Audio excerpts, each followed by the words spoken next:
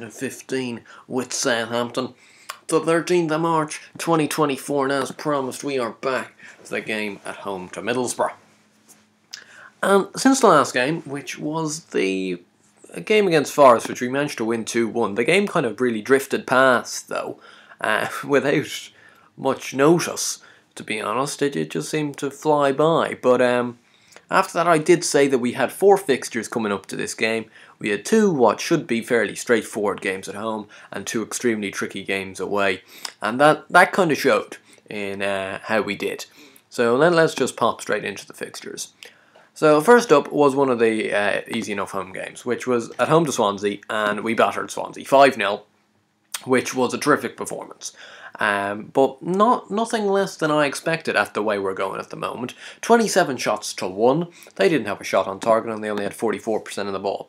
So domination is really just not even a word to describe this one. Like, this one was annihilation.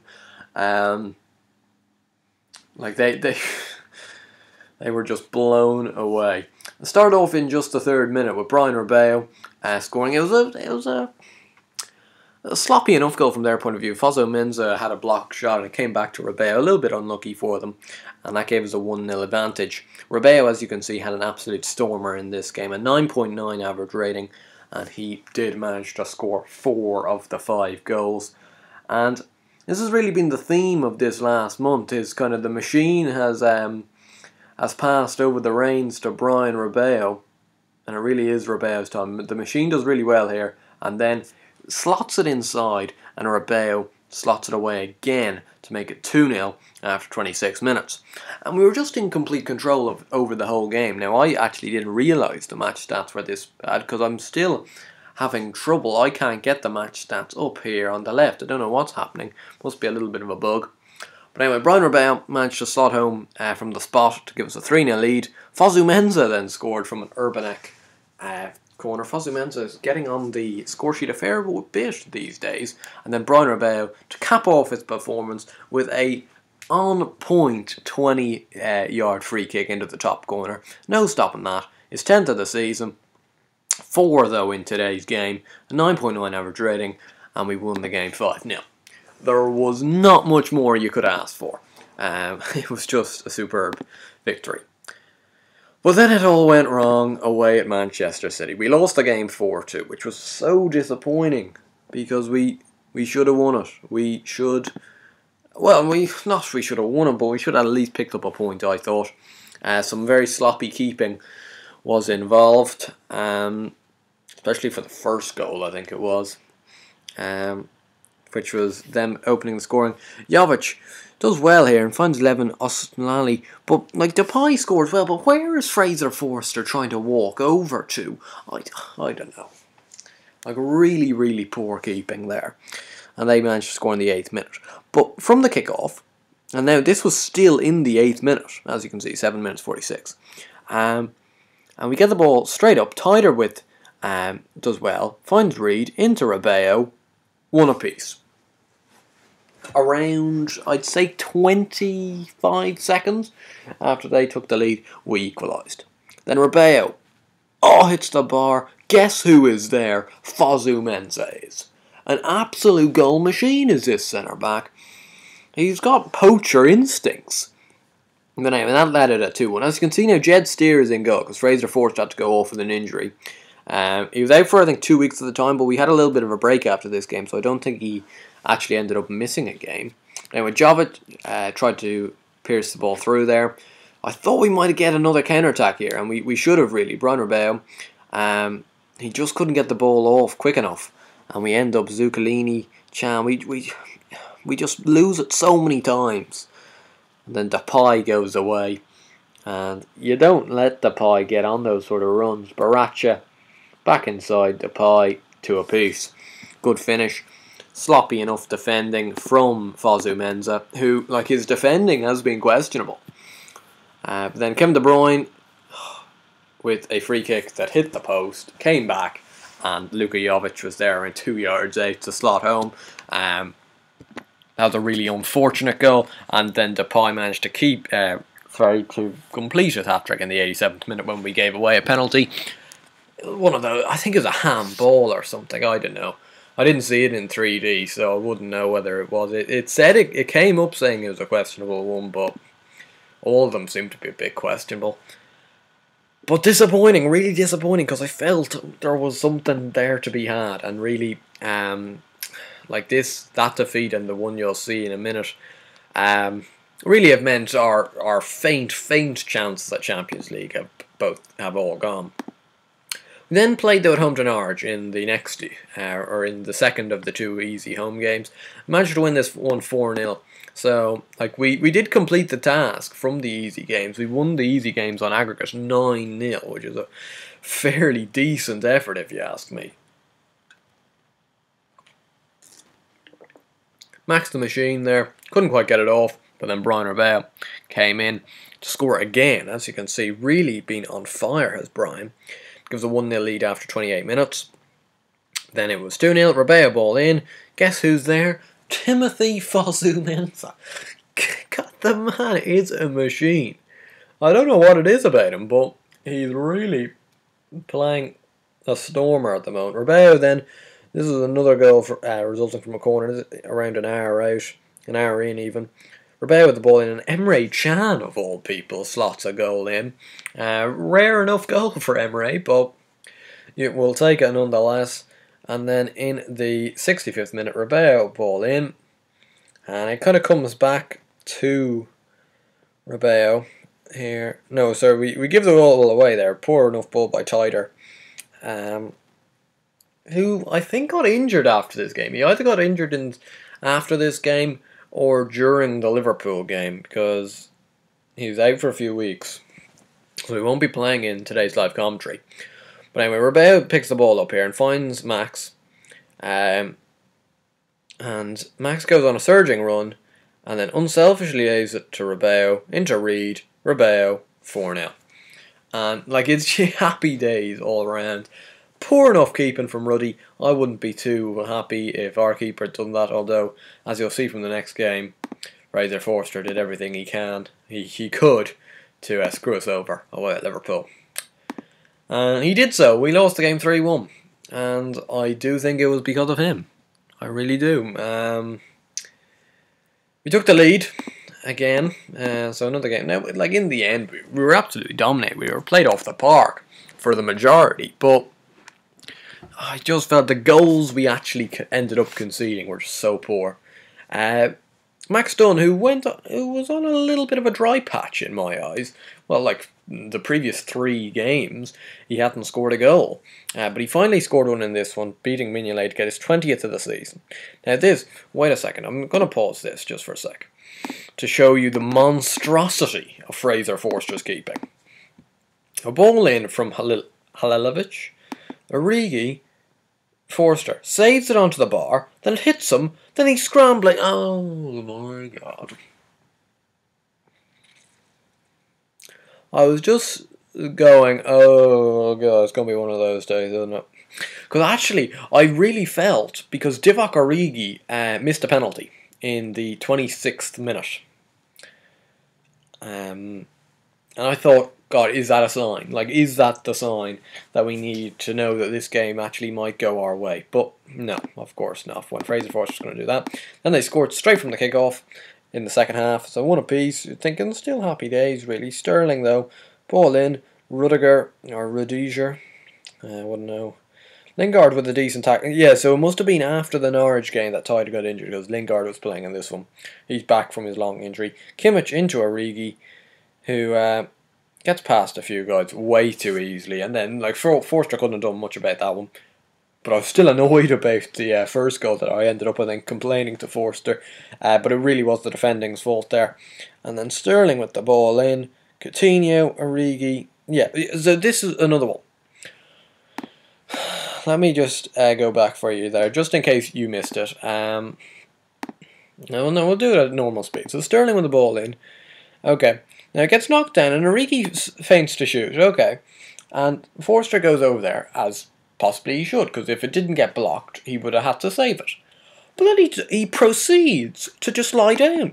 And Sterling has at least 5 seconds on the ball, dribbling it, before Forster decides to move. And by then, the ball's in the back of the net. Like, it really was infuriating stuff. And I ended up, I think after that one, I subbed him off, yeah. God, I just got so annoyed. See, this is the thing that I really don't like about FM, though. Like, it comes up that Forster has had a 6.7 average rating. Now, you usually associate that with an average performance. You know, you concede 1 or something. You get a 6.7 as a keeper. But he's had an own goal, which was all his fault. He's lied on the ground for 10 minutes. Like, that's like a 5.2 rating, not a 6.7. Like, it doesn't seem to add up. And then Papadopoulos gets a 6.2. Well, he wasn't at fault for any of the goal. Well, so he was at fault for the second goal, because he should have tackled Origi. But it doesn't really seem to add up, the player ratings sometimes. Because the keepers, they just keep on, like, staying there. Because apart from one game every 100, you know, where, like, they're actually rewarded for having some good saves and get the man of the match or something. But, like, very rarely does the keeper get more than a 7 or below a 6.5. So it doesn't really seem to vary. So, but, like, based on that, like, that's just a terrible performance. Now, I'd classify this game that we have in the live commentary at home to Middlesbrough as, again, falling into that bracket of quite easy, well, not easy, but winnable home games, and we should go on to win it. As you can see from our run in, though, it's not bad at all. You know, Middlesbrough at home, Blackburn away, Wigan at home, QPR away is difficult, Newcastle away, Hull at home, Man U away is very difficult, Ipswich at home, and Everton away. So bar Man U, like, it's a really accommodating kind of last run in, because we got it out of the way here with Spurs, Chelsea, Arsenal and Villa, and then City and Liverpool quite recently. So we've gotten them all kind of out of the way, and we still sit in 6th. So let's have a look at the full table. And we're in 6th. We've played 29, and we've got 47 points with a goal difference of 21. Now Spurs are in 5th. They've also played 29 and have 50 points. So they're 3 points out of us. Same games played.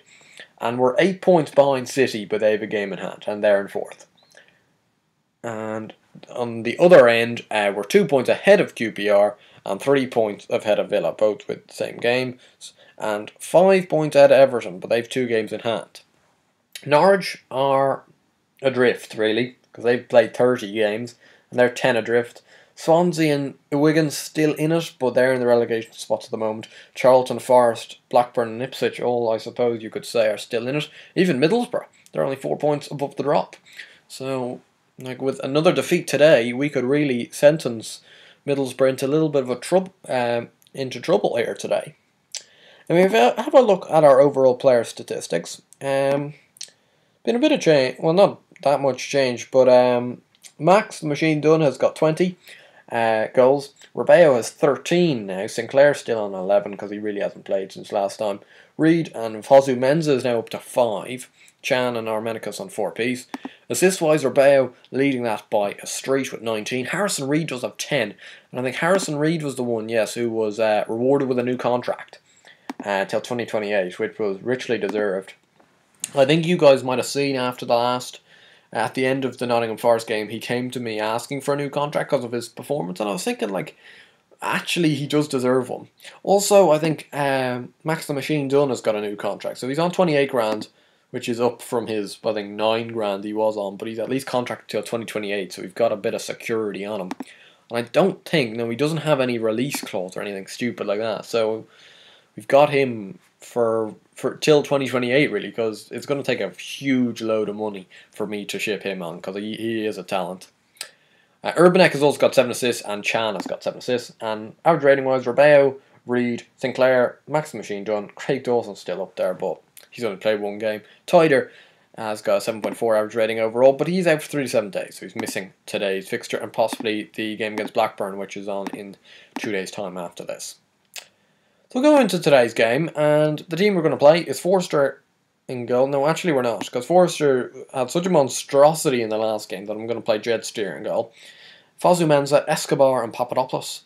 Zuccolini is the regista. Armenicus, Reed, Chan, Lingard on the right. Lingard, this is the first time you guys will have seen him. Now, he played against Liverpool and was quite in like he didn't really have any influence on the game, but hopefully he can do a little better today.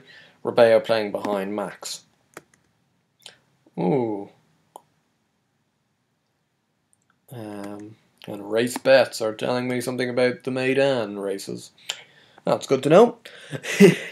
Not that you guys really need to know that or anything. Anyway.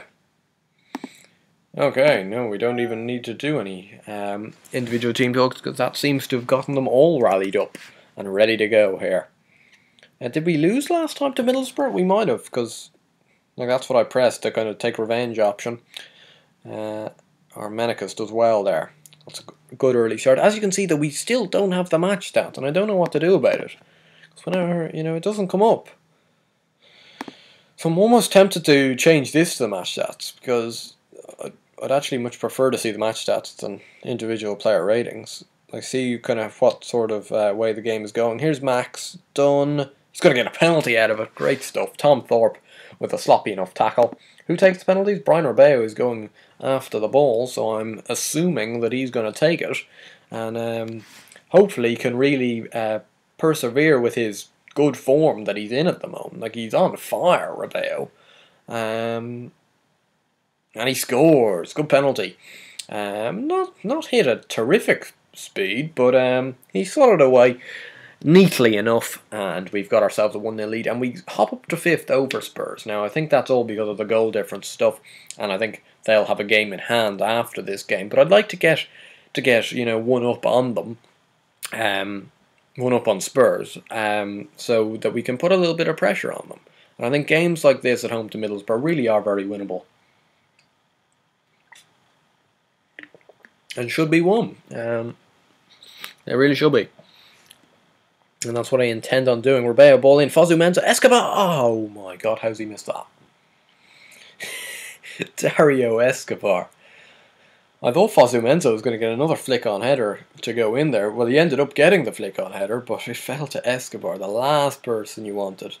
Like, I would have actually preferred Jed Steer in that position. But here's Rebeo. Fosu Mensah going for it again. Papadopoulos. Zuccolini does well to sweep up there because Papadopoulos was in trouble. Chan gets dispossessed, and we got to watch the counter-attack here. Well, they haven't been too dangerous, Middlesbrough, but you never know. Like, with the game still at 1-0, they've still got every chance in this one. Harrison Reed, though, doing well. He's going to take a long shot. Oh, no, he's in to Max Dunn. Oh, good save by Jason.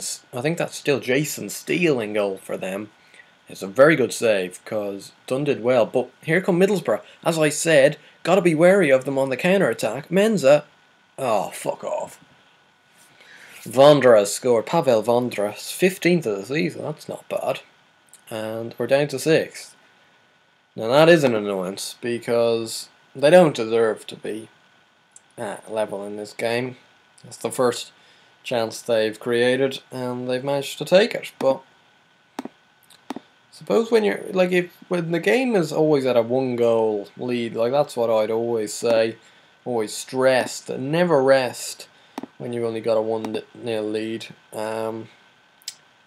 Let's have a look at the match stats because I haven't really looked. Yeah, so their only shot of the game, we've had 17. That kind of does sum it up. But hopefully, if we can just continue to play the way we did in the first half, we can hopefully take our chances a little better in this one and get the win. But I'm just wary of them because of that goal that they scored, that they're going to possibly do it again on the counter-attack, because it was a nifty enough break. Here's Max Dunn on a good run. Oh, that's a terrible finish. He's not quite at the races lately, Max Dunn. Like, I know he scored against Liverpool, but that was his first goal in 3 or 4 games. And I have to say his performance today has been not great, although if he scores a goal, see, it's all turned around if you score a goal. Max Dunn looking for Reed. Brian Rebeo! Oh no, we're missing these chances. And these are going to come back to haunt us. They really are. Unless we take one of them. Brian Rebeo. Because, like, we've seen, they had only 1 shot in the first half. They took it, though. This Vondra... Oh, Zuccolini, that's just... Oh, no, he's sent off. He sent off, hacked down with 2 feet. That's always a sending off. Yeah. There you go. Craig Pawson sends Bruno Zuccolini off. Fuck. I'm actually going to keep the tactic at that. I'm going to quickly look at the match stats. Have they had another shot? No. Okay. So we're dominating the game still. Just need to take a chance. Brian Rebeo. Oh, no. And we're getting caught here. See, we're caught out because we don't have the defensive midfielder. Mitchell. Fuck. Yilmaz. Thomas. Save, Jed. Good save. It's a top stop from Jed Steer. Because he hasn't had much to do, like, apart from fish that ball out of the back of the net, which wasn't his fault. But then, another clear-cut chance, and he does well. Max! Oh, no! He does the hard part. And now Harrison Reed's injured. God, it's trying to test me out today. On these. Let's bring on Matthias Jorgensen. Like, do I bring on Sinclair? I think I do, because I don't think Max is going to score today. So it's controversial, but Max the Machine Done is going to be taken off. And we're going to bring on Jerome Sinclair. And we're also going to go to overload, and we're just going to tell the guys assertively to push forward. Because we've dominated this game from really start to finish. And even with a red card, we've dominated the game. But, oh no, we're going to get caught out. Vondra's off the pitch at the moment, which is probably not too bad, because he does look at... No. Oh, that is lucky. That is lucky. Since we've gone down to 10 men, they have looked a little bit more menacing on the break. I think that's because we don't have that guy kind of in between the defence and the midfield, kind of sweeping up. That, like, the job that Zuccolini does do. Here's Rebeo, ball in. Oh, that's a shit ball in, Brian. Oh, no. Come on, guys. It's just not acceptable today. I know we're down to 10, but Vondra hits the post. Oh, jeez. How have they not scored with these chances they're getting on the break? But what's happened to us? Like, I know we're... Oh, here we go. Jeez, they've hit the woodwork again. I think that's the third time they've hit it within 5 minutes. It's been a quite entertaining 1-1 draw, but so far, I still think they're going to nick it. Mitchell. Oh, fucking hell.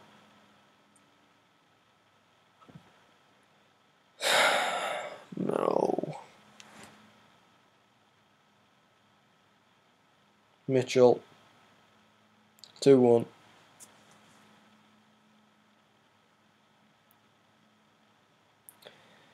That is disgraceful defending.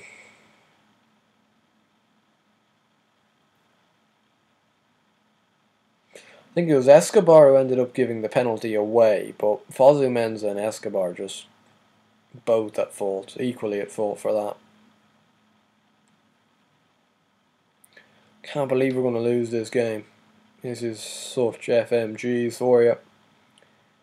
Now I do realise, like, since possibly I should have dropped a guy back, but then again we might have lost. Oh, Armenicus. It was one of those days. It was one of those days. Like, they did come into it. They did have 3 clear-cut chances in the end. And we had 5. 29 shots to 10 though. 59% of the ball. And yet we lost the game 2-1. I think it was down to Zuccolini sending off. Like, there's no doubt about that. We were absolutely mauling them when Zuccolini was on the pitch. Maybe I should have brought a guy back into that defensive midfielder role, but I honestly thought at the time that they weren't going to exploit us. But nonetheless, that means our 3rd defeat in 4. That's not good. Gonna have to jump back though. And the next live commentary will be at home to Hull. So in between then now we've got 4 games again. Blackburn away, Wigan at home, QPR away and Newcastle away. So we've got 3 away fixtures. Now I'd have said all 4 of those potentially are winnable. But we'll have to step up from today's performance, that's for sure. Anyway, if you guys enjoyed this video, please do give it a like and subscribe to the channel if you already haven't. I'll see you guys later.